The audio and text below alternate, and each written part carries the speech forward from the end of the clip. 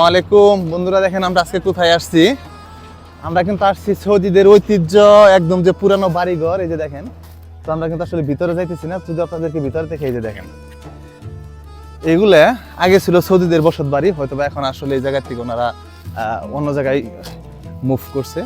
এই যে দেখেন, আমাদের বাংলাদেশে আপনারা যে সমস্ত বাড়িঘর দেখছেন, মাটির বাড়িঘর দেখছেন না, একদম সেম টু সেম। এই যে দেখেন, এখানে এই যে খড়, এই দেখেন খড় আর হইতেছে আপনার এই যে ঘাস, কিছু ঘাস, এইগুলা দিয়ে কিন্তু যে এই বাড়িগুলা তৈরি করা হয়েছিল। এই যে এখানে আপনার এই যে খেজুরের পাতা, খেজুরের ডাগা, এইগুলা দিয়ে কিন্তু যে পুরানো যে বাড়িঘর, সেগুলা কিন্তু আগে সৌদির আসলে তৈরি করতো। তো সৌদি আরব দেখার মতো আসলে অনেক কিছু আছে, আমরা হয়তো বা বের হই না, সেই কারণে দেখতে পারি না। এইদিকে যত দূর পর্যন্ত যাবেন সব কিন্তু যে পুরানো স্থাপনা, যে দেখেন সব কিছুই পুরানো স্থাপনা।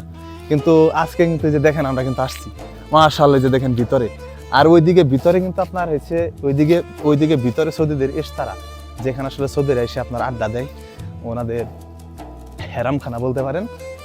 আর এই দিক দিয়ে যে দেখেন মাশাআল্লাহ, আবার এই যেদিকে এগুলা কিন্তু আগে অনেক বছর আগের, এগুলো মানে হয়তোবা 20-25 বছর আগের কিন্তু এই সমস্ত জায়গাগুলো স্থাপনা, কিন্তু ওনারা আসলে সবগুলাই একদম নিঃশেষ করে নাই বা একবার শেষ করে নাই, এটা রাখছে স্মৃতি হিসেবে, এগুলা রাখছে ওনাদের স্মৃতি হিসেবে। তো আমরা যদি সামনের দিকে যাই, এই যে দেখেন আপনাদের যদি দেখাই মাশাআল্লাহ, এই যে দেখেন এখানে কিন্তু ওনারা বারকোড দিয়ে রাখছে। আমি মাশাআল্লাহ, আমার একটা ভিডিওতে আপনাদের দেখাইছিলাম আমাদের বুরাইদাতে, ওইখানে কিন্তু আপনার পুরানো মসজিদ দেখাইছিলাম, কিন্তু এখানে যেগুলা এইগুলো একদম সৌদিদের বাড়ি ছিল, ওনারা এখানটা কিন্তু বসত করতো বা বাস করতো এই সমস্ত জায়গা দিয়ে। এই যে দেখেন আমার বাড়িতেও কিন্তু মাটির ঘর আছে, কিন্তু মাশাআল্লাহ তারপরে যে দেখার পরে দেখেন আমার কাছে অনেক ভালো লাগতেছে এগুলো। আর এই যে উপরে যদি দেখাই, ওই যে ওইখানে কিন্তু আপনার যে একতলা দুইতলা সিস্টেম, ওইখান থেকে একতলা বা দুইতলা সিস্টেম। এই যে দেখেন আপনার মাটির সাথে খড় মিক্স করছে, যে দেখেন মাটির সাথে খড় মিক্স করে এই যে দেখেন আপনার করছিল, দুইতলা করে বাড়ি করছে। আবার ওই যে ওইদিকে যদি দেখি, ওই দিক দিয়ে কিন্তু আবার আপনার ফুল মেন রাস্তা, ওই দিক দিয়ে ফুল মেন রাস্তা একদম। কিন্তু এইখান দিয়ে এই ভিতরের কিছু জায়গা আছে, এইগুলা হচ্ছে আপনার মাটির স্থাপনা।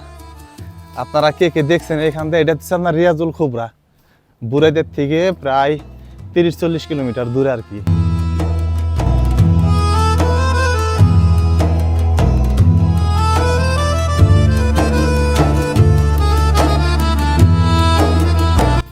সাধারণ লাগতেছে, মানে আমার কাছে মনে হচ্ছে বাংলাদেশের গ্রামের ভিতরে ঢুকে গেছি একদম, আমার কাছে এরকম লাগতেছে।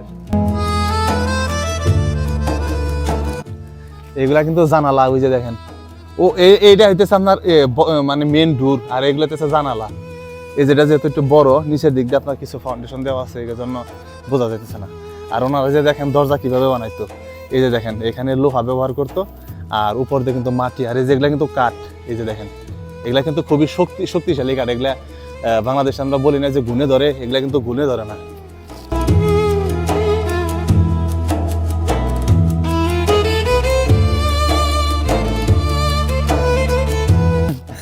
আসলে আমরা বাংলাদেশি, তো বাংলাদেশিদের আমরা কিন্তু মাটি, ওই যে কথা আছে না, মাটিও মানুষ, আমরা আসলে মাটির সাথে সবসময় একটা আমাদের মিশার একটা অভ্যাস বা আমাদের ভালো লাগা কাজ করে সব সময়। এই যে এগুলাই যে দেখেন রড হিসাবে কি ব্যবহার করতেছে, দেখেন রড হিসাবে ব্যবহার করছে খেজুরের ডাগগার এই কাঠ, খেজুরের ডাগগা আছে না, খেজুরের ডাগগাগুলারে এই যে দেখেন, খেজুরের ডাগগাগুলারে সুন্দর করে এই যে দেখেন পাতাগুলারে ছুটাইয়ে তারপর শুধুমাত্র যে ডালডালে রাখতো, এটারে রড হিসাবে ব্যবহার করতো তখন। এই যে যখন এই যে বাসা বাড়িতে যখন এখন বর্তমানে তো রড ব্যবহার করা হয়, কিন্তু আগে যখন আপনার এরকম মাটির ঘর দিত, কিন্তু তখন এই যে খেজুরের পাতাগুলারে কিছু জায়গা থেকে ছুটাইয়ে, একদম পাতাগুলো ছুটাইয়ে তারপর সেগুলো রড হিসেবে ব্যবহার করতো। মানে রড না, যেন মাটিটা যেন একদম শক্তি হয় বা যেন নিচে ধসে না পড়ে, তার জন্য এরকম ডাল ব্যবহার করতো। মাশাআল্লাহ, আমরা কিন্তু আসছি আজকে, আমাদের কোম্পানির অনেকজনের লোকই আসছে। ওই যে দেখেন আমরা ওইখানে গাড়ি পার্কিং করছি, কিন্তু আমরা ভিতরে আসলে যাইতেছি না। যে এই যে দেখেন আমাদের কোম্পানির লোক সবাই আসছে এই সাইডে না, কিন্তু একদম এই যে দেখেন আমার সামনে যত দূর যাইতেছে সব জায়গায় কিন্তু এরকম মাটির স্থাপনা, সব জায়গাতেই। আবার ওই দিকে হাঁস মুরগি, আপনার হাঁস মুরগি পালন করা হয় বাংলাদেশি ভাইরা। ওই যে দেখেন বাংলাদেশি ভাইরা কাজ করতেছে ওই সাইডে।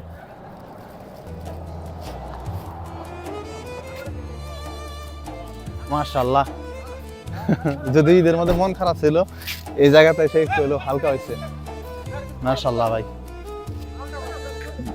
তো যাই হোক, ভালো থাকবেন, আবার অন্য কিছু দেখাইতেছি ইনশাআল্লাহ। আসসালামু আলাইকুম।